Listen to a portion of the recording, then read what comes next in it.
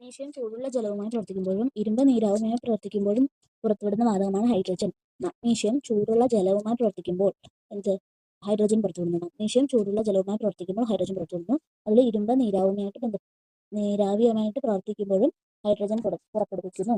Magnesium ചൂടുള്ള ജലവുമായി പ്രവർത്തിക്കുമ്പോൾ hydrogen പുറത്തുവിടുന്നു. ഇരുമ്പ് നീരാവിയായിട്ട് പ്രവർത്തിക്കുമ്പോഴും ഹൈഡ്രജൻ പുറത്തുവിടുന്നു. മഗ്നീഷ്യം ചൂടുള്ള ജലവുമായി പ്രവർത്തിക്കുമ്പോഴും ഇരുമ്പ് നീരാവിയായിട്ട് പ്രവർത്തിക്കുമ്പോഴും ഹൈഡ്രജൻ പുറത്തുവിടുന്നു. സാർവിക ലായകം എന്നറിയപ്പെടുന്നത് ജലമാണ്. സാർവിക ലായകം ജലം. നിർവീര്യ ലായകം എന്നറിയപ്പെടുന്നതും ജലമാണ്.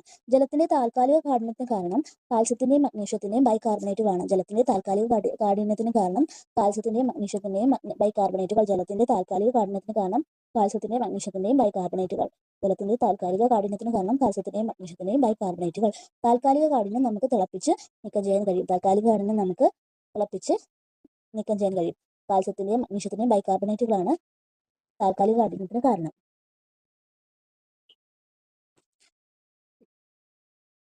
ജലത്തിന്റെ സ്ഥിര കാഠിന്യത്തിന് കാരണം കാൽസ്യത്തിന്റെയും മഗ്നീഷ്യത്തിന്റെയും ക്ലോറൈഡുകളും സൾഫേറ്റുകളും.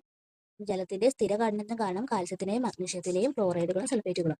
ജലത്തിന്റെ താൽക്കാലിക കാഠിന്യത്തിന് കാരണം കാൽസ്യത്തിന്റെയും മഗ്നീഷ്യത്തിന്റെയും ബൈകാർബണേറ്റുകളാണെങ്കിൽ ജലത്തിന്റെ സ്ഥിര കാഠിന്യത്തിന് കാരണം കാൽസ്യത്തിന്റെയും മഗ്നീഷ്യത്തിന്റെയും ക്ലോറൈഡുകളും സൾഫേറ്റുകളും.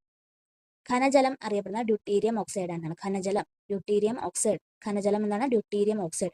ജലത്തിന് ഏറ്റവും കൂടുതൽ സാന്ദ്രത അനുഭവപ്പെടുന്ന താപനിലയാണ് 4 ഡിഗ്രി സെൽഷ്യസ്. ജലത്തിന് ഏറ്റവും കൂടുതൽ സാന്ദ്രത അനുഭവപ്പെടുന്നത് 4 ഡിഗ്രി സെൽഷ്യസിലാണ്. അന്തരീക്ഷ താപനില 4 ഡിഗ്രി സെൽഷ്യസിനേക്കാൾ കുറയുമ്പോൾ ജലത്തിന് സംഭവിക്കുന്ന മാറ്റം എന്താണ്?